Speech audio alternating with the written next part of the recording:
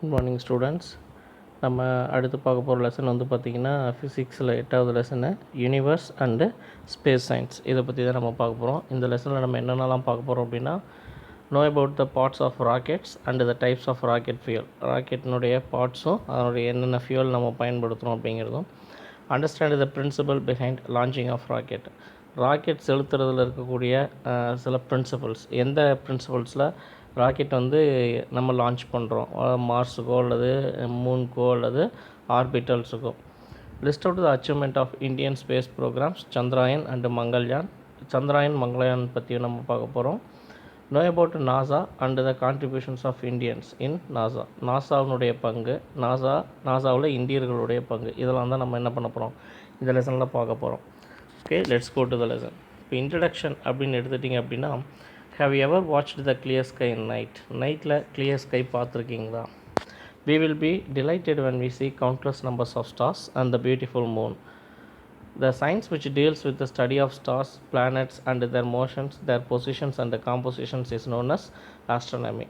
So இப்போ astronomy அப்படிங்கிறதுக்கு என்ன அப்படின்னா, த சயின்ஸ் எதை டீல் பண்ணுது, Stars, planet and there motions. Motions அப்படின்னா கோள்களினுடைய இயக்கம், பிளானட்டினுடைய மோஷன்ஸ் இயக்கம், அதை தான் நகர்வுன்னு சொல்கிறோம் இல்லையா. ஸோ அதுதான் மோஷன்ஸ்.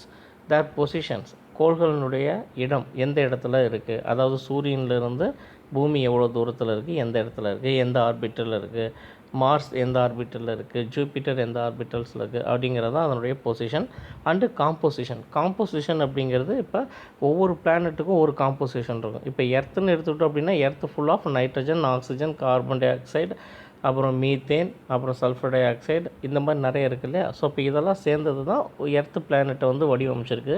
இதெல்லாம் இருக்கிறனால தான் எர்த்தில் என்ன இருக்குது, பிளான்ட்ஸ் அண்ட் அனிமல்ஸ் ஃபார்ம் ஆகுதுன்னு சொன்னோம். அப்போ அதே மாதிரி வந்து பார்த்தோம் அப்படின்னா ஜூபிட்டர், மார்ஸ் இதுலாம் வந்து பார்த்தோன்னா அதுக்குன்னு ஒரு காம்போசிஷன்ஸ் இருக்கும். ஸோ அப்போ அதை தான் காம்போசிஷன் அப்படின்னு சொல்கிறோம். ஸோ இப்போ இதெல்லாம் பற்றி படிக்கிறது தான் என்னென்னு சொல்லுவோம், ஆஸ்ட்ரானமி, வானியல் அப்படின்னு படிக்கிறோம். வானத்தில் இருக்கக்கூடியதை படிக்கிறதுனால வானியல், ஆஸ்ட்ரானமின்னு பேர். The stars, the planets, the moon and many other objects like asteroids and comets in the sky are called celestial objects அப்படின்னு சொல்லுவோம். ஸோ அப்போ வானத்தில் ஸ்பேஸில் இருக்கக்கூடிய பொருட்கள் என்னென்னலாம் இருக்காங்க, ஸ்டார்ஸ் இருக்காங்க, பிளானட் இருக்காங்க, மூன்ஸ் இருக்காங்க. மூன் அப்படின்னா எர்த்துக்கு மட்டும் மூன் கிடையாது, சரியா, நம்ம பூமியிலேருந்து பார்க்கக்கூடிய நிலா மட்டும் கிடையாது. ஒவ்வொரு பிளானட்டுக்குமே என்ன இருக்கும், அதனுடைய மூன் இருப்பாங்க, சரியா. இப்போ ஜூபிட்டர் எடுத்துக்கிட்டோம்னா ஜூபிட்டருக்கு வந்து 3 மூன்ஸ் இருக்காங்க அவங்களுக்கு மட்டுமே. ஸோ அப்போ மூன்ஸ், மெனி அதர் ஆப்ஜெக்ட்ஸ், அது இவங்க மட்டும் இல்லாமல் மற்ற ஆப்ஜெக்ட்ஸ் இருக்காங்க. யார் யார், asteroids and comets. Asteroids and காமெட்ஸ்னால் வால் நட்சத்திரம், எரிக்கல், இதெல்லாம் சொல்கிறோம் இல்லையா. ஸோ அப்போ அவங்கெல்லாம் சேர்ந்தவங்களுக்கு பேர் என்னென்னா celestial body அப்படின்னு பேர். The sun and the celestial bodies which revolve around it form the solar system. So அப்போ சூரியனும் அந்த celestial bodies யார் யார், ஸ்டார்ஸு, பிளானட்ஸு, மூன்ஸு, ஆஸ்ட்ராய்ட்ஸு, காமெட்ஸ், இவங்கெல்லாம் சேர்ந்தவங்களும் தான் என்னென்னு சொல்கிறோம் நம்ம, சோலார் சிஸ்டம், சூரிய குடும்பம் அப்படின்னு சொல்கிறோம். A collection of billions of stars held together by mutual attraction is called a galaxy. So அப்போ இந்த collection and billions of stars held together. இப்போ ஸ்பேஸில் வந்து பார்த்தோன்னா நிறைய சூரிய குடும்பங்கள் இருக்குது. இப்போ நம்மளது மட்டுமே ஒரு சூரிய குடும்பம், நம்ம சன்னு, அப்புறம் என்னென்ன இருக்குது, Mars, Jupiter, earth, Pluto, Neptune, இவங்களாம் இருக்காங்களே. இதே மாதிரி இன்னொரு சூரிய குடும்பம் இவங்க இருக்காங்க. இதே மாதிரி பில்லியன்ஸ் ஆஃப் சூரிய குடும்பம் இருக்காங்க, ஸ்டார்ஸ் இருக்காங்க. அவங்களையெல்லாம் மொத்தமாக சேர்த்து நம்ம என்னென்னு சொல்கிறோம், கேலக்ஸி அப்படின்னு சொல்கிறோம். Our sun belongs to a galaxy called Milky Way. So இப்போ நம்ம சூரிய குடும்பம் எந்த இடத்துல இருக்குன்னா, பால்வழி அப்படின்னு சொல்லக்கூடிய மில்கி வேல தான் இருக்காங்க. Billions of such galaxies form the universe. So இப்போ இந்த மாதிரி கேலக்ஸிலாம் பில்லியன்ஸ் ஆஃப் கேலக்ஸிஸ் இருக்காங்க. இவங்கெல்லாம் சேர்ந்து தான் எதை உருவாக்கியிருக்காங்க, யூனிவர்ஸ் அப்படின்னு சொல்லுவோம். தேர் இஸ் அதாவது லிமிட்டேஷன்ஸே கிடையாது, போக போக இப்படி தான் இருக்கும், போய்கிட்டே தான் இருக்கும். Hence the solar system, the stars and the galaxies are the constituents of the universe. In the recent years, many countries are showing interest to explore the space and they are sending manned and unmanned rockets to the moon and other planets. இப்போ இதில் வந்து பார்த்தோம் அப்படின்னா சமீப காலமாகவே நிறைய நாடுகள் என்ன பண்ணுறாங்க அப்படின்னா, interest to explore the space, விண்ணில் இருக்கக்கூடியதை பற்றி தெரிஞ்சுக்கணும், அங்கே இருக்கிறத பற்றி நம்ம ஆராயணும்னு சொல்லிட்டு எல்லாருக்கும் இன்ட்ரெஸ்ட் வருது. And they are sending manned and unmanned rockets. மனிதர்களையும் மனிதர் இல்லாமலேயும் என்ன பண்ணுறாங்க, ராக்கெட் அனுப்புகிறாங்க. எங்கே, மூணுக்கும் மற்ற பிளானட்ஸுக்கும். Our country also has launched a number of rockets into the space and achieved a lot in space research. நம்ம கண்ட்ரீஸும் இதில் நிறைய அச்சீவ் பண்ணியிருக்காங்க. In this lesson we will study about the launching of rockets, types of rocket fuels, Indian Space Research Program and NASA. அதாவது இஸ்ரோன்னு சொல்கிறது அவங்களும் NASA பற்றிலாம் இந்த லெசனில் நம்ம பார்க்க போகிறோம். நெக்ஸ்ட் வந்து பார்த்திங்கன்னா rockets. The universe is a great mystery to all of us. Our mind always tries to know about the space around us. So இப்போ நம்ம எதெல்லாம் என்ன நினைப்போம், இப்போ ஒரு நிலாவை பார்க்கல இது எப்படி இவ்வளோ அழகாக இருக்குது, எவ்வளோ தூரத்தில் இருக்குது, எவ்வளோ பெருசு இருக்கும், ஸ்டார்ஸ்லாம் எவ்வளோ தூரத்தில் இருக்கும், அது ஏன் மின்னிட்டு இருக்குது, இந்த மாதிரி நிறைய கேள்விகள் நமக்கு இல்லையா. அப்போ நம்ம என்ன பண்ணுறோம், always try to know about the space around us. நம்மளை சுற்றி இருக்கக்கூடிய இந்த ஸ்பேஸ் பற்றி தெரிஞ்சுக்கணுன்னு நம்ம ட்ரை பண்ணுறோம். Understanding the space will be helpful to us in many ways. Space research provides informations to understand the environment of the earth and the changing climate and weather on the earth. So இப்போ space research நம்ம இந்த space பற்றி ஆராய்ச்சி செய்கிறாங்களே, இதெல்லாம் என்ன informations நமக்கு கொடுக்குதுதான். Understand the environment of Earth. எர்த்தனுடைய வளிமண்டலம் எப்படி இருக்குது, என்வரான்மெண்ட் சூழ்நிலை எப்படி இருக்குது, அண்டு த சேஞ்சிங் கிளைமேட், அங்கே இருக்கக்கூடிய கிளைமேட்டு, அண்டு என்ன சொல்லுவோம் தட்பவெப்பநிலை வெதர், இதெல்லாம் எப்படி இருக்குதுன்னு நம்ம தெரிஞ்சுக்கலாம். Exploring the space will help us to answer many of the challenges we are facing these days. Discovery of rockets has opened a small portion of the universe to us. So அப்போ rocket கண்டுபிடிச்சதுக்கப்புறம் நம்மளால் என்ன பண்ண முடியுது, இந்த யூனிவர்ஸில் கொஞ்சமாக உள்ளே நுழைய முடியுது இல்லையா. மிகப்பெரிய யூனிவர்ஸ் அப்படிங்கிறது வந்து லிமிட்டேஷன்ஸே இல்லை, லிமிட்டே கிடையாது, அன்லிமிட்டடாக இருக்கிறது. ஸோ அதில் சின்ன கீ அவங்க தான். It has opened a small portion of the universe. சின்னதாக மட்டும் நம்ம என்ன பண்ணிக்கோம், ராக்கெட் கண்டுபிடிச்சதுனால ராக்கெட் மூலமாக மூணுக்கு போகிறோம், மார்ஸ் வரைக்கும் போயிருக்கோம், ரைட்டா. Rocket helps as to launch space props to explore the planets in the solar system.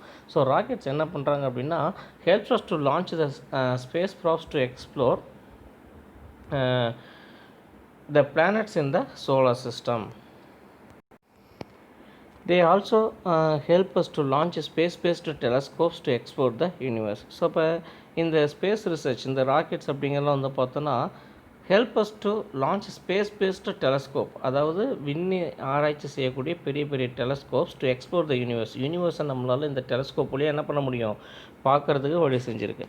More than all rockets enable us to put satellites which are useful to us in a number of ways. So இப்போ இந்த ராக்கெட்டில் என்ன பண்ணுதுன்னா, enable us to put satellite, அதில் செயற்கைக்கோள்களை நம்ம கொண்டுட்டு போக வைக்குது, and useful us to in number of ways.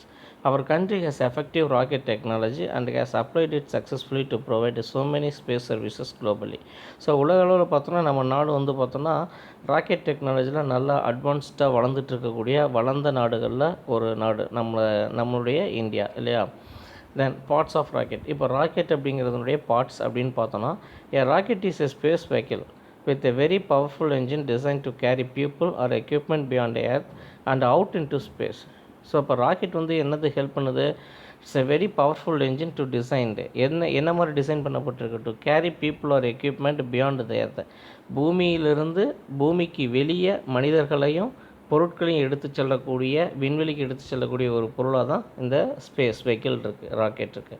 There are 4 major parts or systems in a rocket. என்னென்ன, structural system, payload system, guidance system, propulsion system அப்படின்னு 4 சிஸ்டம் இருக்குது. ஒரு ராக்கெட்னு எடுத்துக்கிட்டோன்னா 4 மேஜர் சிஸ்டம்ஸ் இவங்க தான்.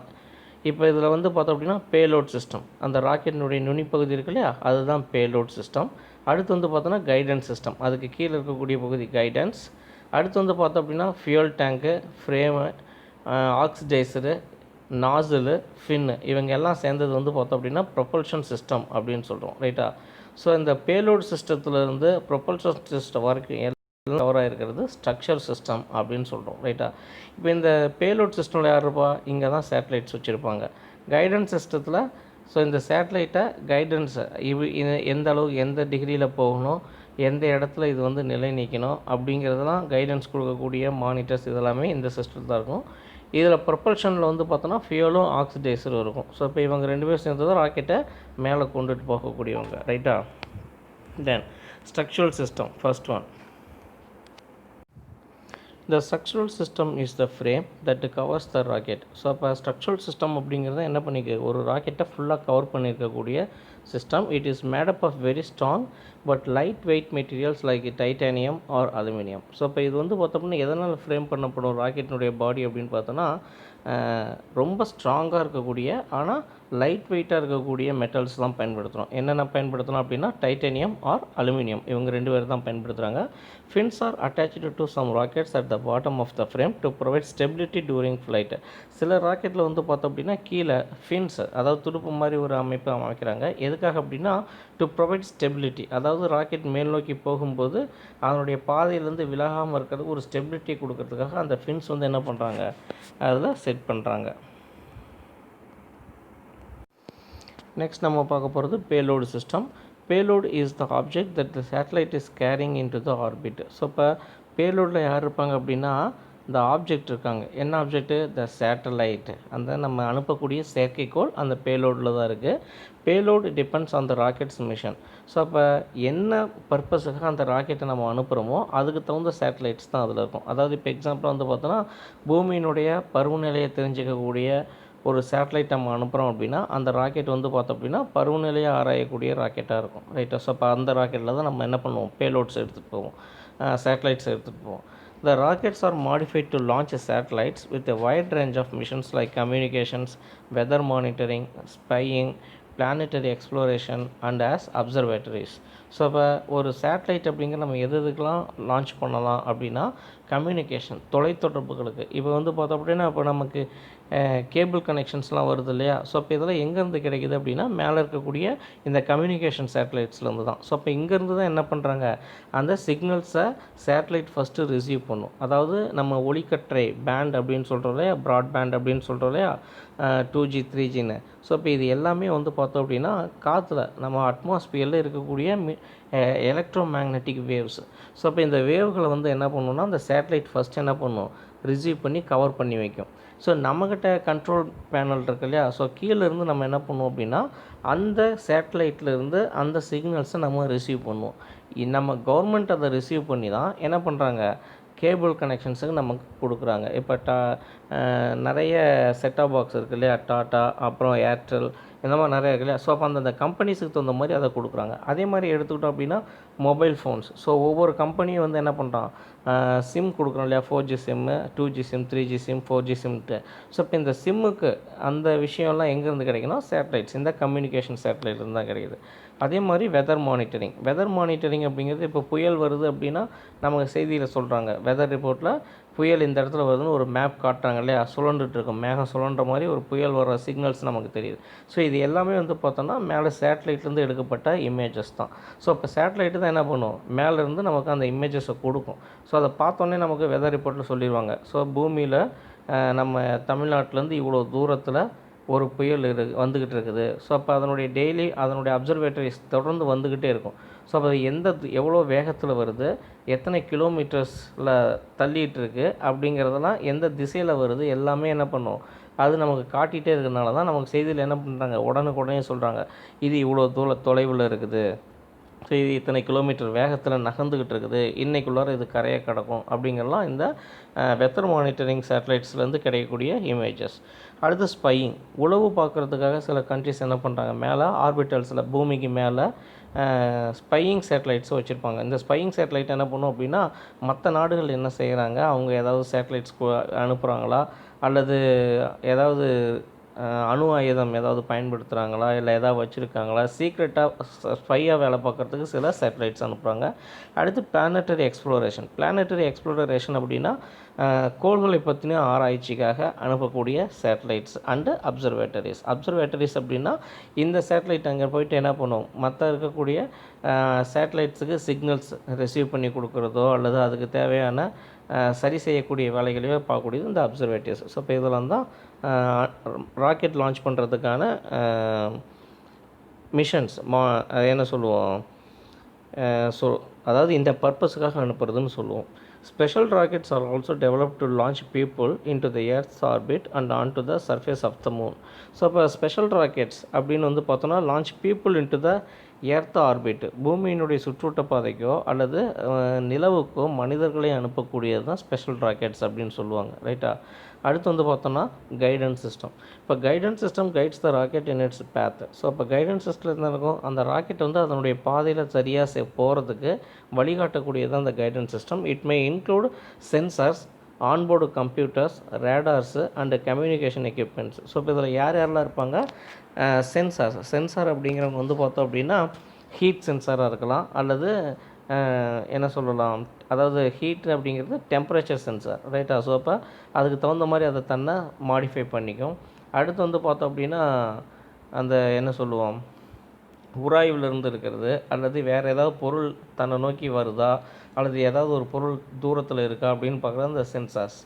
அடுத்து வந்து பார்த்தோன்னா ஆன்போர்டு கம்ப்யூட்டர்ஸ் அப்படின்னா அந்த மானிட்டர் அதில் இருக்கும். ஸோ அதன் மூலமாக தான் கீழே கண்ட்ரோல் ரூம்லேருந்து அந்த சேட்டலைட்டுக்கான கைடன்ஸ் கொடுக்கப்படும். அதை ரிசீவ் பண்ணி தான் அந்த செயற்கைக்கோள் என்ன ஆகும், அதனுடைய பாதையில் போகும். ரேடார்ஸு அண்டு கம்யூனிகேஷன் எக்யூப்மெண்ட்ஸ் இதெல்லாம் தான் அந்த கைடன்ஸ் சிஸ்டத்தில் இருப்பாங்க. அடுத்து வந்து பார்த்தோம்னா ப்ரொபல்ஷன் சிஸ்டம். ப்ரொபல்ஷனில் வந்து பார்த்தோன்னா it takes up most of the space in a rocket. So ராக்கெட்டில் அதிக இடத்த பிடிச்சிக்கிறது வந்து பார்த்தோன்னா இந்த ப்ரொபல்ஷன் சிஸ்டம் தான். It consist of fuel, propellant tank, pumps and combustion chamber. So இப்போ யார் இருக்கா, fuel tank, pump and combustion, இது 3 பார்ட்ஸ் தான் இந்த இடத்துல இருக்குது. There are 2 main types of propulsion system. There liquid propulsion system and solid propulsion system. So இப்போ propulsion எடுத்துக்கிட்டோம் அப்படின்னா அதில் 2 இருக்குது, ஒன்று லிக்விடு, இன்னொன்று solid. Types of propellants. So என்ன எரிபொருள் இதில் பயன்படுத்தணும், அதனுடைய டைப் என்ன அப்படிங்கிறது தான். A propellant is a chemical substance that can undergo combustion to produce pressurized gases whose energy is utilized to move a rocket against the gravitational force of attraction. So இப்போ அந்த ப்ரொப்பலண்ட் அப்படிங்கிறது வந்து பார்த்தோன்னா it's a chemical substance. அது என்ன பண்ணுது அப்படின்னா undergo combustion, அது எரிக்கப்படுது. ரைட்டாக? அங்கே வந்து பார்த்தோன்னா இந்த சேம்பர் இருக்கும், நம்ம ராக்கெட்டினுடைய பார்ட்ஸில் வந்து பார்த்தோம் அப்படின்னா ஆக்சிடேஷன் இருக்குது, அதுதான் எரிக்கக்கூடிய இடம். ஸோ அப்போ அந்த ஃபியூல் எரிஞ்சு அது என்ன பண்ணுது, டு ப்ரொடியூஸ் ப்ரெஷரைஸ்டு கேஸ், ஒரு கேஸ் ஒரு அழுத்தத்தில் கேஸை வெளியில் தள்ளும். ஸோ அப்போ அந்த கேஸ் வெளியில் தள்ளுறது வந்து எதுக்கு ஹெல்ப் பண்ணுதுன்னா, whose energy is utilised to move a rocket against the gravitational force of attraction. பூமியினுடைய ஈர்ப்பு விசைக்கு எதிராக செயல்பட, அது ஈர்ப்பு விசைக்கு எதிராக ராக்கெட்டை மேல் நோக்கி கொண்டுட்டு போகிறதுக்கு அந்த எனர்ஜி பயன்படுத்தப்படுது. It is a mixture which contains a fuel that burns and oxidizer. So இப்போ இங்கே வந்து பார்த்தோன்னா இது வந்து ஒரு மிக்சர். என்னென்ன மிக்சர் அப்படின்னா fuel that burns and then oxidizer, இது ரெண்டும் சேர்ந்துருக்கும். Which supplies the oxygen necessary for the burning of the fuel. So oxidizer என்ன பண்ணுவாங்க அப்படின்னா அந்த ஃபியூல் எரியறதுக்கான கேஸை கொடுக்குறவங்க. ஸோ ஆக்சிஜன் தான் என்ன பண்ணுவோம், எரியறதுக்கு ஹெல்ப் பண்ணக்கூடியது. ரைட்டா? ஸோ அப்போ அதுதான் ஆக்சிடைசர். இந்த propellants maybe in the form of solid or liquid. So solid ப்ரொப்பலண்ட்டும் இருக்காங்க, லிக்விட் ப்ரொப்பலண்ட்டும் இருக்காங்க. ஃபஸ்ட்டு நம்ம பார்க்குறது liquid propellant. In liquid propellants, fuel and oxidizers are combined in a combustion chamber where they burn and come out from the base of the rocket with a great force. So இப்போ liquid propellant அப்படின்னு எடுத்தோன்னா fuel oxidiser எப்படி இருக்கும், ரெண்டுமே combined ஆகிருக்கும். சரியா? எங்கே இருக்கும், கம்பஷன் சேம்பரில் ரெண்டுமே கம்பைண்டதாக ஆகிருக்கும். Where they burn and come out from the base of the rocket. அது எரியும் போது அது என்ன ஆகும், வெளியில் நெருப்பு கக்கிட்டு வெளியில் வரும். Liquid hydrogen, hydrogen and ethyl alcohol R the liquid fuels. So அப்போ ராக்கெட்டில் நம்ம பயன்படுத்தக்கூடிய ஃபியூல்ஸ் அப்படின்னா லிக்விட் ஹைட்ரஜன் பயன்படுத்துகிறோம், ஹைட்ரஜன் அப்படிங்கிறத பயன்படுத்துகிறோம், அண்டு எத்தில் ஆல்கஹால், இது 3 நம்ம பயன்படுத்துகிறோம். Some of the oxidizers are oxygen, ozone, hydrogen peroxide and fuming nitric acid. So இப்போ இது எல்லாமே வந்து பார்த்தோம் அப்படின்னா ஆக்சிடைசர்ஸ், அதாவது எரியறதை அதிகப்படுத்தக்கூடியவங்க அல்லது எரியறதுக்கு ஹெல்ப் பண்ணக்கூடியவங்கன்னு அர்த்தம். அவங்க தான் ஆக்சிடைசர்ஸ். யார் யார், oxygen, ozone, hydrogen peroxide and fuming nitric acid. So இவங்க தான் வந்து பார்த்தோம்னா liquid hydrogen. So fuming nitric acid அப்படிங்கிறவங்க இவங்க தான். ஸோ அப்போ ஆசிட் வந்து பார்த்தோம்னா எரியும்போது ப்ரௌன் கலர் ஸ்மோக் வரும். ரைட்டாக? ஸோ இது எரியறதை அதிகப்படுத்தும். அடுத்து வந்து பார்த்தோன்னா solid propellant. In solid rocket propellants fuel and oxidizer compounds are already combined, ஏற்கனவே கலந்துருக்கும். When they are ignited they burn and produced heat energy. So அப்போ இது இக்னிட், எரிக்கிறதுக்கு தூண்டும் போது, அதாவது இக்னிட்னா எரியறதுன்னு அர்த்தம். ரைட்டா? எரிஞ்சு அண்டு ப்ரொடியூஸ் ஹீட் எனர்ஜி, வெப்பத்தை வெளியிடும், ஆற்றலாக வெளியிடும், எனர்ஜியாக. combustion of solid propellants cannot be stopped once it is ignited. So combustion of solid propellant வந்து பார்த்தோம் அப்படின்னா இக்னிட் பண்ணிட்டோம், அதாவது எரிய வச்சிட்டோம் அப்படின்னா அது என்ன ஆகுது, cannot be stopped, அதை நம்ம ஸ்டாப் பண்ண முடியாது. Solid fuels used in rockets are polyurethanes and polybutadienes. So இது ரெண்டை தான் வந்து நம்ம பயன்படுத்துகிறோம், பாலியூரித்தேன்ஸ் அண்ட் பாலிபியூட்டடைன்ஸ் அப்படின்னு சொல்லுவோம், ரைட்டா. Nitrate and chlorate salt are used as oxidizers. So இப்போ இவங்களை எரியறதுக்கு ஹெல்ப் பண்ணக்கூடிய அந்த ஆக்சிடைசர் யார் அப்படின்னா நைட்ரேட்டும் குளோரேட்டும், ரைட்டா, அதனுடைய சால்ட்டு. ஸோ இப்போ இதுதான் வந்து பார்த்தோன்னா பாலியூரித்தேன்ஸு, இந்த பக்கம் இருக்கக்கூடியது பாலிபியூட்டாடைன்ஸ் அப்படின்னு சொல்லுவோம், ரைட்டா. ஸோ இப்போ இவங்களாம் தான் வந்து பார்த்தோம் அப்படின்னா என்னவா இருக்காங்க, அங்கே ஃபியூல்ஸில் இருக்காங்க. அடுத்து வந்து பார்த்தோன்னா க்ரையோஜெனிக் ப்ரொப்பலண்ட்னு எடுக்கும்போது in this type of fuel the fuel or oxidiser or both are liquefied gases and they are stored at a very low temperature. So இப்போ இங்கே ஃபியூல் வந்து பார்த்தோம் அப்படின்னா கேஸாக இருக்கும், அந்த கேஸும் எங்கே தான் நம்ம ஸ்டோர் பண்ணி வச்சுருப்போம், வெரி லோ டெம்பரேச்சரில், கிட்டத்தட்ட -டிகிரிஸில். These fuels do not need any ignition system. So இப்போ இந்த கேஸஸ் வந்து பார்த்தோம்னா, அதாவது இந்த க்ரையோஜெனிக் ப்ரொப்பலண்ட்டு இக்னிட் ஆகிறதுக்கு எந்த ஒரு ஃபியூல்ஸும் தேவையில்லை, do not need any ignition, ரைட்டா. The react and mixing and start their own flame. So அப்போ இவங்க ரெண்டு பேர் என்ன பண்ணுவாங்கன்னா, இந்த கேஸஸ் ஒன்றோட ஒன்று மிக்ஸ் ஆகும்போதே அது என்ன ஆகும், தீ பிடிச்சிக்கும், ரைட்டா. ஸோ அப்போ அதனால தான் தி ரியாக்ட் ஆன் மிக்சிங். ஸோ ஒன்றா கலக்கும்போது அது என்ன ஆகும், ரியாக்ட் பண்ணி and start their own flame, அதே எரிஞ்சு என்ன பண்ணும், அதை அதாவது எனர்ஜியை ரிலீஸ் பண்ணும். அதை தான் க்ரையோஜெனிக் என்ஜின் அப்படின்னு சொல்லுவோம். ஸோ இதுதான் வந்து பார்த்திங்க அப்படின்னா cryogenic engine type model. So இது ஃபியூல் டேங்க் இருக்கும், இந்த பக்கம் ஆக்சிடைசர் இருக்கும், ரைட்டா. ஸோ ஃபியூல் டேங்க்லேருந்து ஃபியூலும் ஆக்சிடைசர்லேருந்து அந்த ஆக்சிடைசர்ஸும் ஒன்றா கலக்கும்போது என்ன ஆகும் அப்படின்னா அது எரிஞ்சு என்ன பண்ணும், கீழே கம்பஷன் ஆகிட்டு நாசில் வழியாக ஃப்ளேமை வெளியில் தள்ளும், ரைட்டா. ஸோ இதுதான் வந்து பார்த்தோம் அப்படின்னா ராக்கெட்டை மேலே கொண்டுட்டு போகிறதுக்கு ஹெல்ப் பண்ணக்கூடியது. ஸோ நெக்ஸ்ட் வந்து பார்த்திங்க அப்படின்னா லான்ச்சிங் ஆஃப் சேட்டலைட் லான்ச் பண்ணுறது. Before being launched into the space rockets will be held down by the clamps on the launching pad. So இப்போ லான்ச்சிங் பேடில் வந்து ஃபஸ்ட்டு ராக்கெட்டை நிலைநிறுத்தி அதை என்ன பண்ணணும், நிலைநிறுத்தி வைக்கணும். Manned or unmanned satellites will be placed at the top of the rocket. So இப்போ manned or unmanned satellites அப்படின்னு வந்து பார்த்தோன்னா சேட்டலைட்டும் மனிதர்களையும் அனுப்புகிறாங்க அப்படின்னா அவங்க எங்கே இருக்கணும், will be placed at the top, மேல் பகுதியில் உச்சியில் தான் இருப்பாங்க. when the fuel in the rocket is burnt it will produce an upward thrust. So இப்போ ஃபியூல் எரியும் போது அது என்ன பண்ணும், மேல் நோக்கி நகர்ச்சி ஏற்படுத்தும். there will be a point at which the upward thrust will be greater than the weight of the satellite. So அப்போ சேட்டலைட்டினுடைய வெயிட்டை விட ரொம்ப அதிகமாக இருக்கும். at that point the clamp will be removed by the remote control and the rocket will move upwards. So அப்போ அந்த கிளாம்ப்லேருந்து நம்ம என்ன பண்ணணும், அப்போ ராக்கெட் நம்ம ரிலீஸ் பண்ணுவோம். ஸோ இப்போ இது ரிமோட் கண்ட்ரோல் மூலமாக அந்த ரிமூவல், அதாவது கிளாம்ப் வந்து ரிலீஸ் பண்ணுவாங்க. According to Newton's third law, for every action there is an equal and opposite reaction. நியூட்டனுடைய 3வது விதிப்படி வந்து பார்த்தோம் அப்படின்னா ஒவ்வொரு வினைக்கும் அதற்கு சமமான எதிர்வினை உண்டு. அதை தான் இங்கே சொல்கிறாங்க, there is for every action there is an equal and opposite reaction அப்படின்னு சொல்கிறோம். as the gas is released downward the rocket will move upward. So அப்போ உள்ள அந்த கம்பஷன் நடந்து அந்த ப்ரெஷரைஸ்டு கேஸ் வெளியில் தள்ளப்படும் போது கீழ் நோக்கி தள்ளும். அந்த கீழ் நோக்கி தள்ளப்படக்கூடிய அந்த அழுத்தம் தான் எதை கொண்டுட்டு போட்டோம், ராக்கெட்டை மேல் நோக்கி எடுத்துகிட்டு போவோம். இதை தான் நியூட்டன்ஸினுடைய தேர்ட் லா அப்படின்னு சொல்கிறோம், ரைட்டா. ஸோ இதுதான் ராக்கெட் இருக்கும். ராக்கெட்டில் மேலே வந்து பார்த்தோன்னா சேட்டலைட்டு, இதில் ஸ்டேஜஸ் இருக்கும், 3rd stage, 2nd stage, 1st stage அப்படின்னு சொல்லிட்டு கீழே கம்பஷன் சேம்பரு, 2nd ஸ்டேஜில் ஒரு கம்பஷன் சேம்பர் இருக்கும், ரைட்டா. ஸோ ராக்கெட் ஃபஸ்ட்டு மேலே போகும்போது ஒரு குறிப்பிட்ட ஆர்பிட்டில் போனோடனே ஃபஸ்ட்டு ஸ்டேஜ் என்ன ஆகும், ரிலீஸ் ஆகிடும். அடுத்து 2nd ஸ்டேஜும் 3rd ஸ்டேஜ் சேட்டலைட் மட்டும்தான் மேலே போயிட்டுருக்கோம். அது கொஞ்சம் தூரம் போனோடனே அடுத்த கொஞ்சம் தூரத்தினான ஆர்பிட்டில் 2nd ஸ்டேஜ் வந்து ரிலீஸ் ஆகிடும். லாஸ்ட்டாக சேட்டலைட் மட்டும் மேலே போகும். ஸோ இப்படி தான் வந்து போகும், நீங்கள் பார்க்கையிலே தெரியும், ரைட்டா.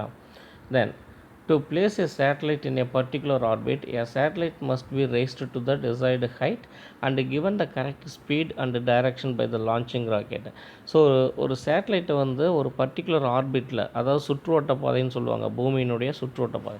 ஸோ அப்போ அந்த ஒரு இதை இடத்துல நிலை நிறுத்தணும் அப்படின்னா த satellite must be raised to the desired height, ஒரு குறிப்பிட்ட ஹைட்டுக்கு மேலே எடுத்துகிட்டு போகப்படணும். And given the correct speed and direction by the launching rocket. So இப்போ ராக்கெட் கரெக்டான ஸ்பீட்லேயும் அடுத்து வந்து பார்த்தோம்னா கரெக்டான பாதையிலையும் போகணும், டைரக்ஷன்லேயும் போகணும், ரைட்டா. If this high velocity is given to the rocket at the surface of the earth, the rocket will be burnt due to air friction.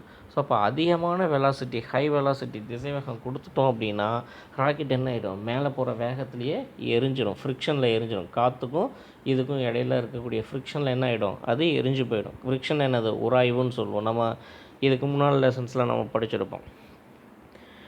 The rocket, moreover, such high velocities cannot be developed by a single rocket. So multi-stage rockets are used.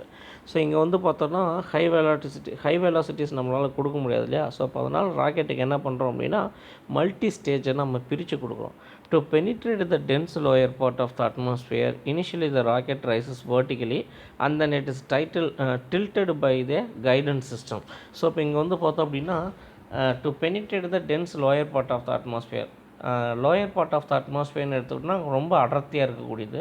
So அதில் penetrate ஆகிட்டு போகிறதுக்கு ராக்கெட்டுக்கு வந்து என்ன பண்ணுறோம் அப்படின்னா tilted அப்படின்னா steering திருப்புறோம் இல்லையா. So அதுதான் டில்டட் அப்படின்னு சொல்லுவோம். ஸோ அப்போ then it is tilted by a guidance system. Guidance system மூலமாக தான் ராக்கெட் ஆனது நகர்ந்துட்டு போகும், ரைட்டா.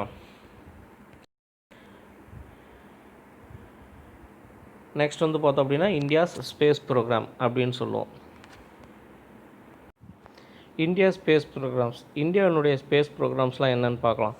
சூன் after independence India initiated space research activities. So இப்போ இந்திய சுதந்திரத்துக்கு அப்புறம் தான் வந்து என்ன பண்ணுறோம், நம்ம ஸ்பேஸ் ரிசர்ச் ஆக்டிவிட்டீஸை நம்ம ஸ்டார்ட் பண்ணுறோம். இன் 1969 இந்தியன் ஸ்பேஸ் ரிசர்ச் ஆர்கனைசேஷன், அதாவது இஸ்ரோ அப்படின்னு சொல்கிறோம் இல்லையா, நம்ம இந்தியனுடைய ஸ்பேஸ் ரிசர்ச் சென்டர் இவங்க தான், was formed with the objective of developing space technology and its applications for different needs of the nation. So இப்போ இவங்க வந்து பார்த்தோம் அப்படின்னா 1969 தான் இவங்க என்ன பண்ணுறாங்க, ஆரம்பிக்கப்படுறாங்க. India is focusing on satellites for communication and remote sensing, space transportation systems and application programs. So இப்போ இஸ்ரோ வந்து நம்ம பொதுவாக ராக்கெட் நம்ம எதுக்காக பயன்படுத்துகிறோம் அப்படின்னா கம்யூனிகேஷன், தொலைத்தொடர்புக்கு தான் அதிகம் பயன்படுத்துகிறோம். அடுத்து வந்து பார்த்தோன்னா ரிமோட் சென்சிங் அப்படிங்கிறது கிளைமேட்டிக்கல் சேஞ்சஸ் நம்ம தெரிஞ்சுக்கிறதுக்காகவும் அண்ட் ஸ்பேஸ் டிரான்ஸ்போர்ட்டேஷன்ஸுக்காகவும் தான் நம்ம இதை பயன்படுத்திகிட்டு இருக்கோம். The first ever satellite Aryabhata was launched in 1975. So இப்போ இந்தியன் செயற்கைக்கோள், முதல் இந்தியாவினுடைய செயற்கைக்கோள் பேர் வந்து பார்த்தோன்னா ஆரியபட்டா அப்படின்னு சொல்லுவோம். இது எப்போ லான்ச் பண்ணாங்க அப்படின்னா 1975. Since then India has achieved a lot in space programs equal to that of the developed nations. So வளர்ந்த நாடுகள், இப்போ அமெரிக்கா மாதிரி இருக்கக்கூடிய நாடுகள் எந்த அளவுக்கு பண்ணுறாங்களோ அதே மாதிரி நம்மளும் என்ன பண்ணிக்கிறோம், இந்த ஸ்பேஸ் ரிசர்ச்சில் அதிகப்படியான அச்சீவ்மெண்ட்ஸ் நம்ம செஞ்சுருக்கோம், ரைட்டா. இவர் வந்து பார்த்தோம் அப்படின்னா ராகேஷ் சர்மான்னு சொல்லுவோம். And Indian pilot from Punjab was selected as a cosmonaut in a joint space programme between India and Soviet Russia. India Soviet ரஷ்யாவுக்கு இடையில் இருக்கக்கூடிய அந்த காஸ்மோனட் ப்ராஜெக்டில் ஒர்க் பண்ணவர் இவர் தான். Become the first Indian to enter in to the space on 2nd April 1984. இவர் தான் வந்து பார்த்தோன்னா விண்வெளியில் நுழைந்த முதல் இந்தியர், ரைட்டா. 1984 April 2 இவர் என்ன பண்ணுறாரு, சோவியத் ரஷ்யா அனுப்பின அந்த ஸ்பேஸ் ப்ரோக்ராமில் போனார், மேலே விண்வெளிக்குள்ளார போனார். அடுத்து வந்து பார்த்தோன்னா நம்மளுடைய very famous satellite Chandrayaan 1. Our country launched a satellite Chandrayaan 1 meaning moon vehicle அப்படின்னு சொல்லுவோம். சந்திராயன் அப்படிங்கிறது நிலவுக்கு போகக்கூடிய வண்டி, அதுதான் மூன் வெஹிக்கிள் அப்படின்னு சொல்லுவோம். 22nd October 2008 to study about the moon. எப்போ லான்ச் பண்ணோம் நம்ம, 22nd October 2008 எதுக்காக, மூணை பற்றின ஆராய்ச்சி செய்கிறதுக்காக. It was launched from Satish Dhawan space centre in Sriharikota, Andhra Pradesh with the help of PSLV, அதாவது polar satellite launched vehicle rocket. So இப்போ நம்ம இது எங்கேருந்து அனுப்புகிறோம் அப்படின்னா சதீஷ் தவான் ஸ்பேஸ் சென்டர். சதீஷ் தவான் அப்படிங்கிறவர் நம்ம நாட்டுக்காக வேலை செஞ்ச, அதாவது இஸ்ரோவில் வேலை செஞ்ச ஒரு பெரிய விஞ்ஞானி. ஸோ அவருடைய பேரில் இருக்கக்கூடிய ஸ்ரீஹரிகோட்டா அந்த ராக்கெட் ஏவுதளத்திலிருந்து தான் நம்ம என்ன பண்ணுறோம், இந்த சேட்டலைட் அனுப்புகிறோம். இது எந்த ராக்கெட்டில் எடுத்துகிட்டு போகிறோம் அப்படின்னா பிஎஸ்எல்வி ராக்கெட்டில் எடுத்துகிட்டு போகிறோம். பிஎஸ்எல்வி அப்படின்னா என்ன அப்படின்னு பார்த்தோன்னா போலார் சேட்டலைட் லான்ச் வெஹிக்கிள் அப்படின்னு சொல்லுவோம், ரைட்டா. It was put into the lunar orbiter on 8th November 2008. So இப்போ லூனார் அப்படின்னா மூன் பேர் தான் லூனார் அப்படின்னு சொல்லுவோம். நம்மளுடைய நிலாவுக்கு பேர் லூனார். ஸோ அப்போ இதனுடைய லூனார் ஆர்பிட்டில் எப்போ நின்றுச்சு அப்படின்னா 8th November 2008. ஸோ நம்ம அனுப்புனது எப்போ 22nd October. எங்கே மூனுடைய ஆர்பிட்டுக்கு போனது 8th November அங்கே போய் நின்றுச்சு. கிட்டத்தட்ட ஒரு 10-12 நாள் கேப்பு, 16 நாள் gap. The spacecraft was orbiting around the moon at a height of 100 km from the lunar surface. நிலவுலேருந்து 100 kilometre ஹைட்டில் இந்த ஸ்பேஸ் கிராஃப்ட் நிலைநிறுத்தப்பட்டுச்சு. ஆர்பிட்டில் நின்று அப்படியே நிலவை சுற்றிக்கிட்டு வந்துகிட்ருக்கோம், ரைட்டா. It collected the chemical, the மினரலாஜிக்கல் and the geological informations about the moon. So அப்போ இந்த சேட்டலைட்னுடைய வேலை என்ன அப்படின்னா to collect the chemical nature. So மூனில் என்னென்ன கெமிக்கல்ஸ் இருக்குதுன்னு கண்டுபிடிக்கிறது. மினரலாஜிக்கல், என்னென்ன மினரல்ஸ் இருக்குது. ஸோ அப்போ அங்கே ஏதாவது மினரல்ஸ், அயன் இருக்கா, கால்சியம் இருக்கா, பொட்டாசியம் இருக்கா, ஏதாவது மெட்டல்ஸ் இருக்கா அப்படின்னு பார்க்குறது தான் பார்த்தோன்னா இதோடைய வேலை. அண்ட் ஜியாலஜிக்கல் இன்ஃபர்மேஷன், அதோடைய நிலவினுடைய நில அமைப்பு எப்படி இருக்குது, மனிதர்கள் உயிர் வாழ்கிறதுக்கு தகுந்த மாதிரி இருக்கா அப்படின்னு பார்க்குறது geological informations. This mission was a major boost for the Indian space programmes and help to develop its own technology to explore the moon. So இப்போ இந்த மிஷன் பார்த்தோம் அப்படின்னா இந்தியன் ஸ்பேஸ் ப்ரோக்ராம்ஸில் பார்த்தோம் அப்படின்னா டெக்னாலஜிஸ், அதாவது develop its own technology to explore the Moon. நிலவை பற்றின ஆராய்ச்சிக்கு, நிலவை எக்ஸ்ப்ளோர் பண்ணுறதுல தன்னைத்தானே என்ன பண்ணிடுச்சு, டெவலப் பண்ணுறதுக்கு ஒரு உத்வேகத்தை கொடுத்தது, பூஸ்டப் பண்ணுச்சு. Chandrayaan 1 was operated for 312 days and achieved 95% of its objectives. So இப்போ இது பார்த்தோம் அப்படின்னா 312 நாள் வேலை செஞ்சிச்சு. அந்த 312 நாளில் 95% அப்ஜெக்டிவ் இது என்ன பண்ணிடுச்சு, கிளியர் பண்ணி நமக்கு கொடுத்துருச்சு. The scientist lost their communication with the spacecraft on 28th August 2009. So இப்போ 28th August 2009 இதனுடைய கம்யூனிகேஷன் என்ன ஆகிடுச்சு, நமக்கு கட் ஆகிடுச்சு. On the successful completion of all the major objectives the mission was concluded. So இப்போ நம்ம எதுக்காக சந்திராயன் 1 அனுப்பினோமோ அதுக்கான வேலைகளை அது செஞ்சிச்சு. கிட்டத்தட்ட 312 நாள் நிலவுக்குனுடைய மேற்பரப்பில் இருந்து நிலவு பற்றின தகவல்களை நமக்கு நிறைய கொடுத்துக்கிட்டே இருந்துச்சு, ரைட்டா. ஸோ இதுதான் பார்த்தோம் அப்படின்னா சந்திராயன் 1 சேட்டலைட்டு. ஸோ இது பார்த்தோன்னா நிலா, நம்மளுடைய லூனார். ஸோ இப்போ இங்கேருந்து என்ன பண்ணுச்சு, இங்கேருந்து எல்லாம் நிலவை பற்றின தகவல் எல்லாத்தையும் நமக்கு எடுத்து கொடுத்துட்டு இருந்துச்சு. இதனுடைய அப்ஜெக்டிவ்ஸ் ஆஃப் சந்திராயன் அப்படின்னு எடுத்துக்கிட்டோம் அப்படின்னா to find the possibility of water on the moon. நிலவில் தண்ணீர் இருக்கா அப்படின்னு பார்க்குறது தான் ஃபஸ்ட்டு இதனுடைய objective. To find the elements of matter on the moon. So அப்போ ஏதாவது எலமெண்ட்ஸ் இருக்கா, அதாவது மூனில் பார்த்தோன்னா கெமிக்கல் சப்ஸ்டன்சஸ் இருக்கா அப்படின்னு பார்க்குறது. To search for the existence of helium 3. So அப்போ ஹீலியம் 3 எவ்வளோ இருக்குது அப்படின்னு பார்க்குறதுக்கு. To make 3 dimensional atlas of the moon. So மூனுடைய வரைபடத்தை வரைகிறதுக்கு 3 dimensional 3D இமேஜஸ் கொடுக்குறது வரைகிறதுக்கும். To study about the evolution of the solar system. So சூரிய குடும்பம் எப்படி உருவானுச்சு, அதனுடைய ஸ்டடி எப்படி கொண்டுட்டு வந்தாங்க, அதாவது எப்படி உருவானுச்சு, சூரிய குடும்பத்திலேருந்து கோள்கள் எப்படி இவ்வளோ தூரத்தில் வந்துச்சு, அங்கே என்ன நடந்துச்சு, அதை பற்றின ஆராய்ச்சிக்கும் இந்த அப்ஜெக்டிவ்ஸ் இருக்குது. இதனுடைய அச்சீவ்மெண்ட்ஸ், சந்திராயனுடைய அச்சீவ்மெண்ட்ஸ் அப்படின்னு பார்த்தோம் அப்படின்னா the discovery of presence of water molecules in the lunar soil. நிலவனுடைய மண்ணில் தண்ணீரினுடைய ப்ரெசன்ஸ், வாட்டர் மாலிகூல்ஸ் இருந்ததுக்கான ஆதாரம் இருக்குது, டிஸ்கவரிஸ் கண்டுபிடிச்சிச்சு. Chandrayaan 1 confirmed that the moon was completely molten once. So இப்போ சந்திராயன் 1 அப்படிங்கிறது பார்த்தோம் அப்படின்னா எதை கன்ஃபார்ம் பண்ணிச்சு, நிலவு அப்படிங்கிறது ஃபுல்லாக மோல்டன் ஆகிருக்குது, அதாவது கிட்டத்தட்ட ஐஸ்னால் மூடப்பட்டிருக்கு அப்படின்னு சொல்கிறாரு. Chandrayaan 1 has recorded images of the landing site of the US spacecraft Apollo 15 and Apollo 11. Chandrayaan 1 வந்து பார்த்தோம்னா எந்த இமேஜஸ் ரெக்கார்ட் பண்ண இமேஜஸில் வந்து பார்த்தோன்னா குறிப்பாக landing site of the US spacecraft Apollo 15 தரையிறங்கினதையும் அப்போலோ 11 தரையிறங்கின இடத்தையும் என்ன பண்ணியிருக்கு, இமேஜஸ் ரெக்கார்ட் பண்ணியிருக்கு. ரைட்டா? அதாவது சந்திராயன் 1 வந்து பார்த்தோன்னா கிட்டத்தட்ட ஒரே நிலையில் இருக்குது. மூன் அப்படிங்கிறது வந்து பார்த்தோம் அப்படின்னா மோல்டன் ஒன்றா இருக்குது அப்படின்னு சொல்கிறாங்க. ரைட்டா? ஸோ நெக்ஸ்ட்டு நம்ம பார்க்கணும், இந்த டியூனில் முக்கியமாக நம்ம பார்க்கக்கூடியது கலாம் சேட் அப்படின்றது மறைந்த நம்மளுடைய முன்னாள் பிரதமர் இருக்கார் இல்லையா, அப்துல் கலாம் ஐயா, அவருடைய பேரில் ஒரு சின்ன satellite. Is the world's smallest satellite weighing only 64 gram. வெறும் 64 கிராம் தான் இருக்குது இந்த satellite. It was built by a team of high school students led by Rifath Sharukh, an 18-year-old school student from Pallapatti near Karur, Tamil Nadu. So நம்ம தமிழ்நாட்டை சேர்ந்த கரூர் பக்கத்தில் இருக்கக்கூடிய பள்ளப்பட்டிங்கிற ஒரு வில்லேஜ், சரியாக அரவக்குறிச்சி பள்ளப்பட்டின்னு சொல்லுவாங்க. அந்த ஊரில் இருக்கக்கூடிய ரிஃபாத் ஷாருக் அப்படிங்கிற பையன் தான் என்ன பண்ணான், இந்த கலாம் சேட்டை தயாரிச்சிருக்கான். இதனுடைய வெயிட் வெறும் 64 கிராம் தான். It was launched into the space on 22 June 2007 by NASA. So இந்த சேட்டலைட் என்ன பண்ணியிருக்காங்க, நாசா 2017 22 ஜூனில் மேலே லான்ச் பண்ணியிருக்காங்க. சேட்டலைட்டை கொண்டுட்டு போயிருக்காங்க. ரைட்டா? தென் அடுத்து வந்து பார்த்தோம்னா இவர் வந்து மயில்சாமி அண்ணாதுரை அப்படின்னு சொல்லுவோம். நம்ம Chandrayaan 1 project leader. Doctor Mylswamy Annadurai was born on 2nd July 1958 at Godavadi, a small village near Pollachi in Coimbatore district. He pursued his B degree course at Government College of Technology, Coimbatore. In 1982, he pursued his higher education and acquired an ME degree at the PSG College of Technology, Coimbatore. In the same year, he joined the ISRO as a scientist.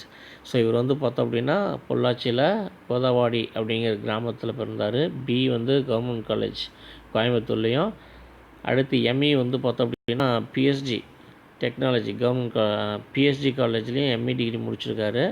அங்கேயே வந்து பார்த்தோம் அப்படின்னா அந்த வருஷமே இவர் இஸ்ரோலையும் join பண்ணிட்டார் சயின்டிஸ்டாக.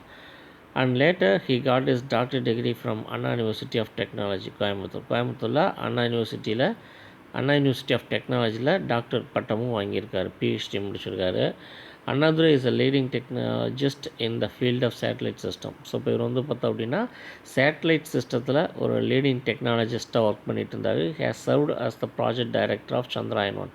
So இவர் தான் வந்து பார்த்தோன்னா Chandrayaan 1 project director.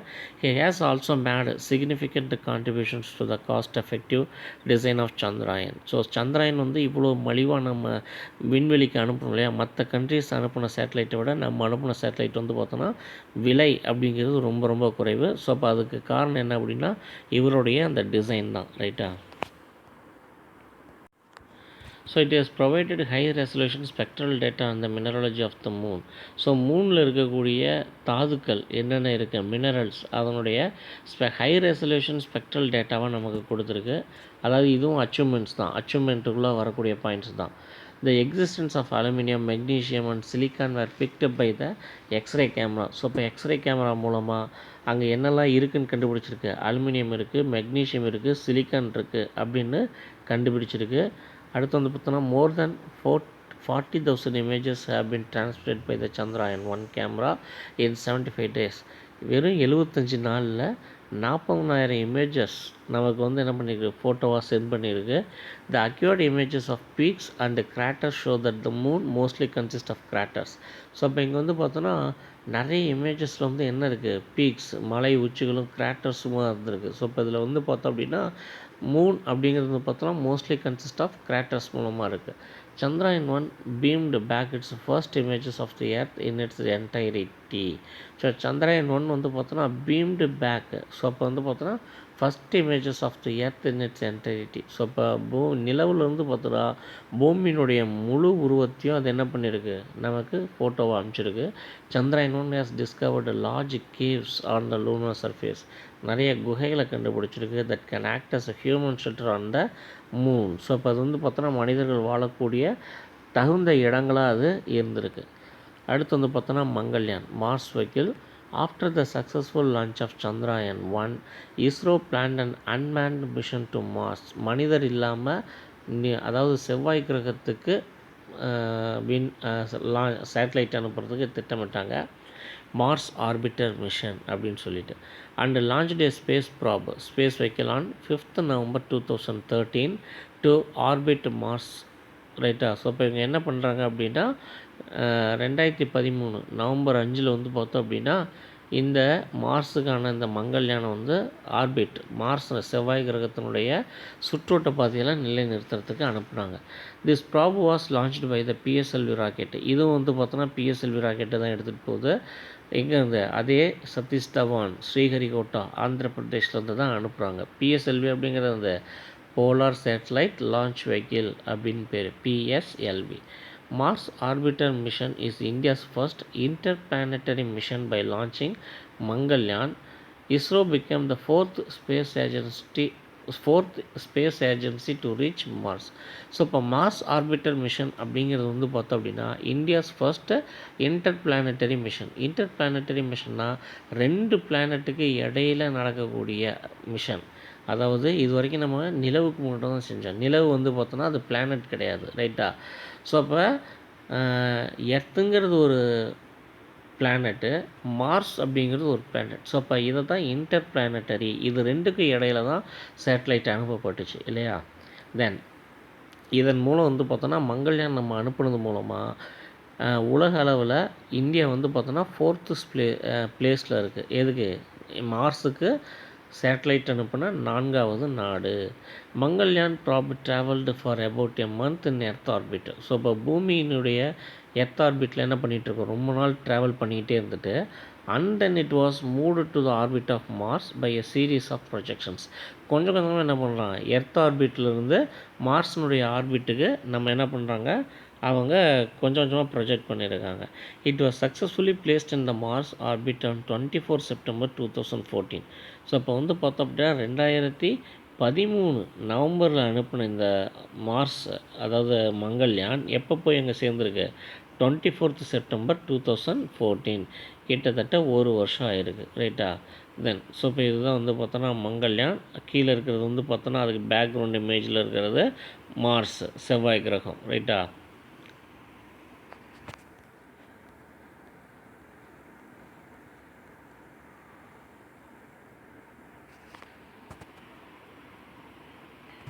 Mars orbiter mission MOM அப்படின்னு சொல்லுவோம். Successfully completed a period of 3 years இந்த மார்ஷியன் ஆர்பிட். ஸோ இப்போ இது வந்து பார்த்தோன்னா 3 வருஷம் மார்ஸினுடைய ஆர்பிட்டில் அதனுடைய சக்ஸஸ்ஃபுல்லாக ஒர்க் பண்ணுச்சு and continues to work as expected. So இப்போ வரைக்கும் என்ன ஆகிட்டுருக்கு, அது ஒர்க் பண்ணிகிட்ருக்குன்னு சொல்கிறாங்க. ISRO has released the scientific data received from the Mangalyaan in the past 2 years. So இப்போ இங்கே வந்து பார்த்தோம் அப்படின்னா இஸ்ரோ என்ன பண்ணியிருக்கு, released scientific data received from the மங்கள்யானில் இருந்து நமக்கு இப்போ கடந்த 2 வருஷத்துக்கு முன்னால் இந்த டேட்டாவை நமக்கு அனுப்பிச்சிருக்கு. ரைட்டா? Past 2 years up to September 2016 வரைக்கும் அது என்ன பண்ணியிருக்கு, அதனுடைய வேலையை செஞ்சுருக்குன்னு சொல்கிறோம். ஆனால் இவங்க என்ன பண்ணியிருக்காங்க, and continues to work as expected, வேலை செய்யும் அப்படின்னு நினச்சிருக்காங்க. ரைட்டா? தென் ஸோ இது சோலார் சிஸ்டத்தில் மார்ஸ் அப்படிங்கிறது இன் 4th place. அதாவது பக்கத்தில் ஃபஸ்ட்டு வந்து சன்னை ரிவால்வ் பண்ணி தான் என்ன பண்ணுறாங்க, அரௌண்டில் தான் மற்ற பிளானட் சுற்றிட்டு வருவாங்க. ரைட்டா? ஃபஸ்ட் இருக்கிறவங்க வந்து பார்த்தோன்னா ஃபஸ்ட் ஆர்பிட்டரில் மெர்க்குரி, அதாவது தமிழில் புதன் கோள் அப்படின்னு சொல்லுவோம். ரைட்டா? மெர்க்குரி. செகண்ட் ஆர்பிட்டரில் வீனஸ், வெள்ளின்னு சொல்கிறோம் இல்லையா, அவங்க இருப்பாங்க. அடுத்து 3வது ஆர்பிட்டில் யார் இருக்கா, அதில் தான் நம்ம எர்த் 3வது ஆர்பிட் யார் வர்றா, ஃபஸ்ட் ஆர்பிட் மெர்க்குரி, 2வது ஆர்பிட் வீனஸ்ஸு, 3வது ஆர்பிட் எர்த்து நம்ம, 4வதுல வந்து பார்த்தோம் அப்படின்னா மார்ஸ் இருக்காங்க. மார்ஸுக்கு அடுத்தது வந்து பார்த்தோம் அப்படின்னா மார்ஸுக்கு அடுத்து யார் இருக்கா, ஜூபிட்டர். ஜூபிட்டருக்கு அடுத்தது சாட்டனுக்கு அடுத்தது யுரேனஸ்க்கு அப்புறம் நெப்டியூன். ஸோ இப்போ இதுதான் வந்து பார்த்தோம் அப்படின்னா அதனுடைய ஆர்பிட்டல் சுற்றோட்ட பாதைன்னு சொல்லுவோம். சூரியனை சுற்றி கோள்களினுடைய இயக்கம் இப்படி தான் இருக்கும். ரைட்டா? Then objectives of Mangalyaan. So இப்போ மங்கள்யானுடைய அப்ஜெக்டிவ்ஸ்னு பார்க்கல, to develop the technology required for interplanetary mission. So இப்போ இன்டர்பிளானட்டரி மிஷன் 2 கிரகத்துக்கு இடையில் வேலை செய்கிறதுக்கான அந்த டெக்னாலஜிஸை வளர்த்துக்கிறது. To explore the surface of Mars. செவ்வாயினுடைய மேற்பரப்பு செவ்வாய் பிளானட் எப்படி இருக்குதுன்னு அதை எக்ஸ்ப்ளோர் பண்ணுறது.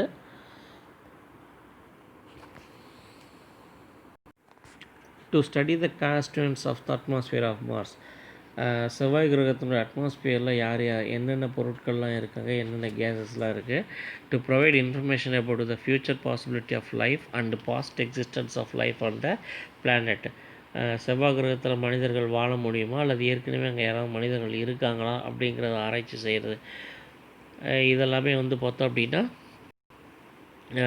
மங்கள்யான் அதனுடைய அப்ஜெக்டிவ்ஸ். ரைட்டா? ஸோ இதுதான் பார்த்தோன்னா images from Mars orbiter mission. இது செவ்வாய் கிரகத்தினுடைய மேற்பரப்பு இப்படி தான் இருக்கும் அப்படின்னு இதெல்லாம் பார்த்தோம் அப்படின்னா நம்ம மங்கள்யான் எடுத்த இமேஜஸ். ரைட்டா? India became the first Asian country to reach Mars and the first nation in the world to achieve this in the first attempt. So இப்போ இந்தியா தான் பார்த்தோம் அப்படின்னா ஆசியன் கண்ட்ரிலே ஃபஸ்ட்டு செவ்வாய் கிரகத்துக்கு பிளானட் ராக்கெட் அனுப்பினவங்க. உலகத்திலே பார்த்தோன்னா first nation in the world. First அட்டம்ப்ட்லேயே மார்ஸுக்கு நம்ம என்ன பண்ணியிருக்கோம், ராக்கெட்டை அனுப்பிச்சிருக்கோம்.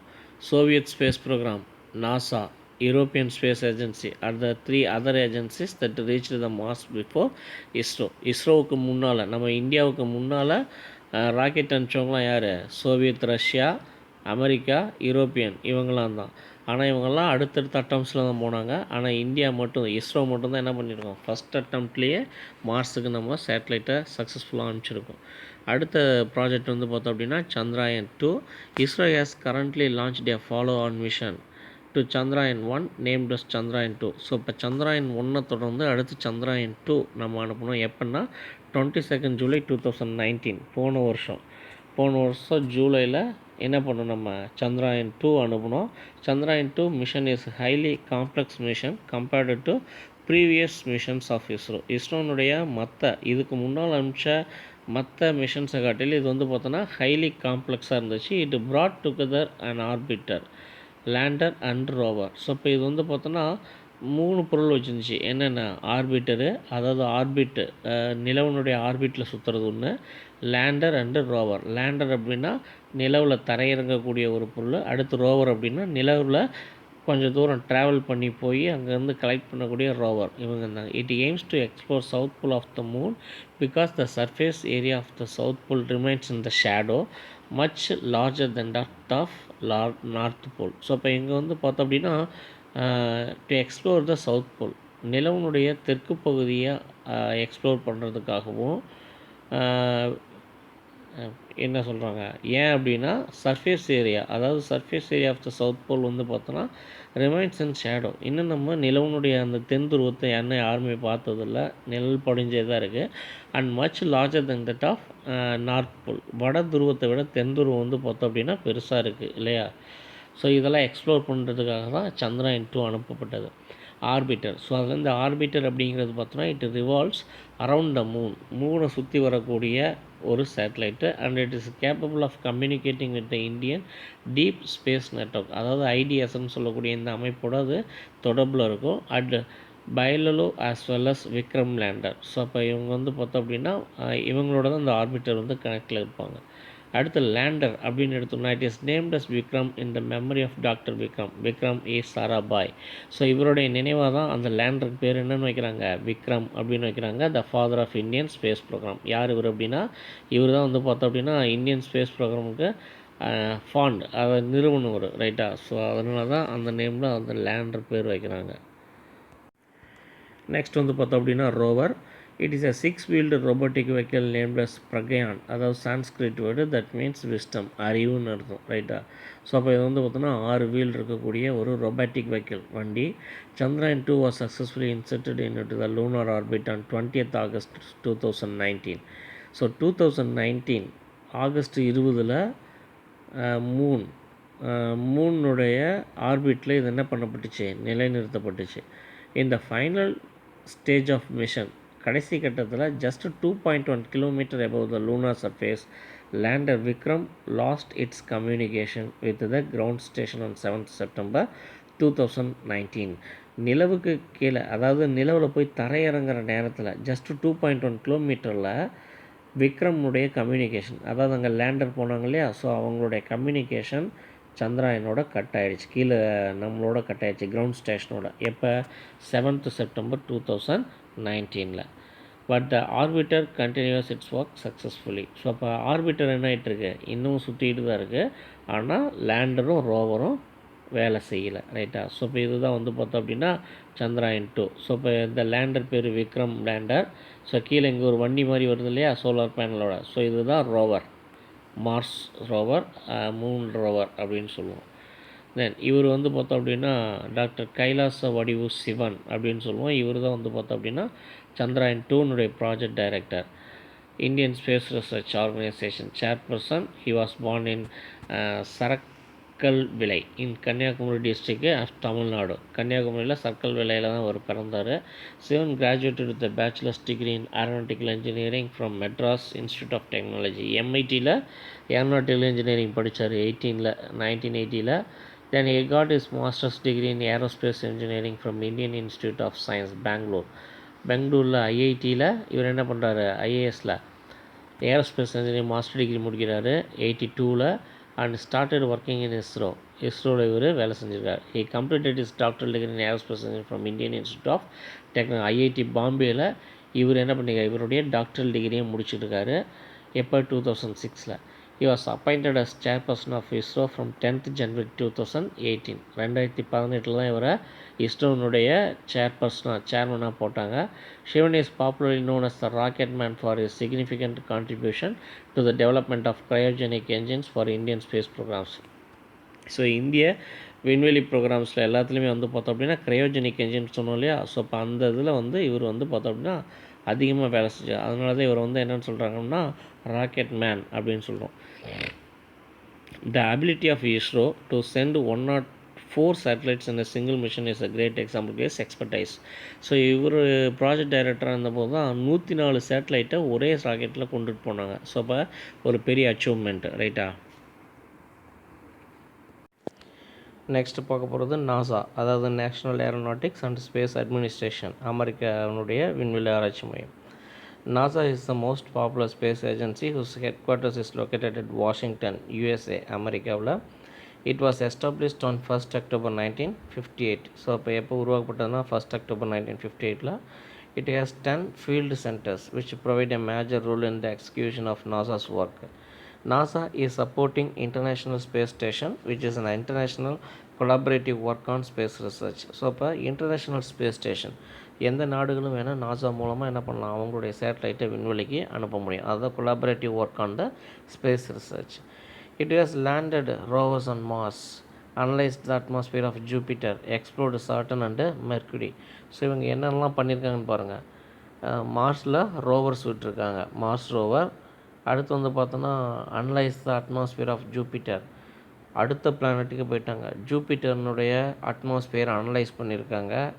Explored Saturn and Mercury and Saturn ரெண்டையும் எக்ஸ்ப்ளோர் பண்ணியிருக்காங்க. ஸோ இதெல்லாம் இவங்களுடைய பெரிய அச்சீவ்மெண்ட்ஸ். இந்த Mercury, Gemini and Apollo programs helped NASA learn more about flying in space. So mercury, Gemini, Apollo இதெல்லாம் வந்து பார்த்தோம் அப்படின்னா ஸ்பேஸ் ப்ரோக்ராம்ஸ். ஸோ அப்போ அந்த ப்ரோக்ராம்லாம் வந்து பார்த்தோன்னா இவங்களுடைய ஃப்ளையிங் அபிலிட்டியை அதிகப்படுத்தியிருக்கு. NASA's robotic space probes have visited every planet in the solar system. So இப்போ நாசாஸ்னுடைய ரொபோட்டிக் ஸ்பேஸ் ப்ராப் வந்து பார்த்தோம் அப்படின்னா have visited every planet in the solar system. கிட்டத்தட்ட எல்லா பிளானட்டுக்கும் வந்து கிட்டத்தட்ட போயிடுச்சு.